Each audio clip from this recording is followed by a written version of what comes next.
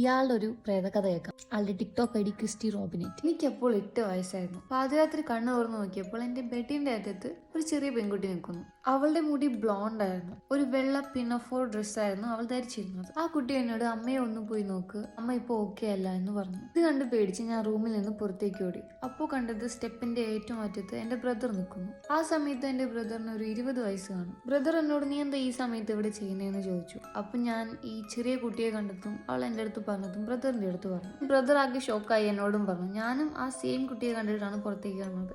ഞങ്ങൾ രണ്ടുപേരും അമ്മയുടെ മുറിയിലേക്ക് പോയി. അമ്മ ബാത്റൂമിൽ കിടക്കുകയായിരുന്നു. അമ്മയ്ക്ക് മിസ്കാരേജ് സംഭവിച്ചിരുന്നു.